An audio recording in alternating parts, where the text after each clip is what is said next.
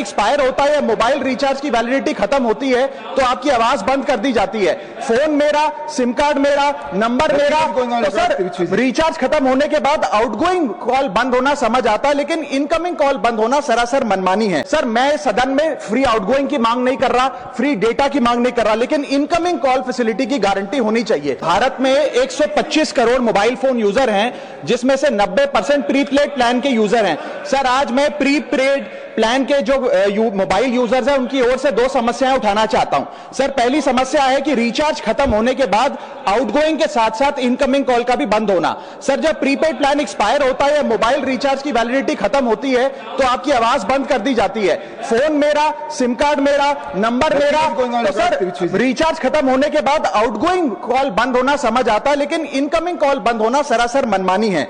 Sir हमारा mobile number आज हमारी डिजिटल पहचान बन चुका है।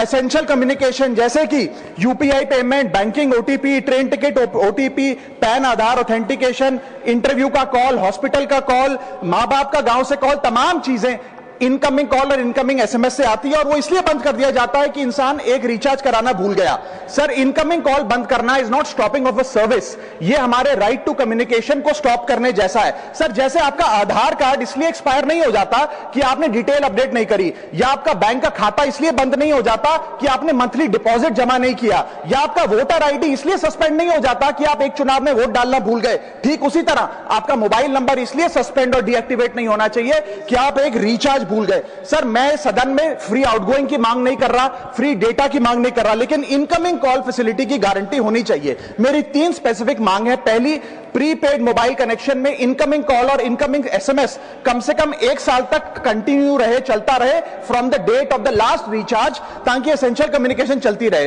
दूसरी, deactivation of the mobile number after 3 years. ऐसा ना हो कि आपका मोबाइल नंबर किसी को आपका मोबाइल नंबर बंद करके किसी और को अलॉट कर दिया जाए। कम से कम 3 साल का ग्रेस पीरियड देना चाहिए from the date of the last recharge. And third demand, mobile operator should introduce a low cost incoming only plan. वो लोग जो सिर्फ इनकमिंग के लिए फोन रखते हैं उनके लिए, जैसे कि 10 रुपए में 180 दिन की इनकमिंग कॉल की फैसिलिटी, इस प्रकार की स्कीम्स मोबाइल ऑपरेटर को लानी चाहिए। दूसरी समस्या जो प्रीपेड कस्टमर्स फेस करते हैं वो है टेलीकॉम ऑपरेटर का 28 दिन का मंथली रिचार्ज। साल में सर महीने 12 होते हैं, लेकिन 28 दिन की रिचार्ज के माध्यम से 13 टाइम्स रिचार्ज कराना पड़ता है। कैसे सर? 28 दिन into 13 times is equal to 364 days. ये एक बड़ी क्लेवर स्ट्रैटेजी है जिसके चलते आपको फीलिंग 30 दिन की देते हैं, लेकिन आपसे डीलिंग 28 दिन की करते हैं। सर दुनिया में हर जगह बिलिंग साइकिल कैलेंडर मंथ के हिसाब से होती है,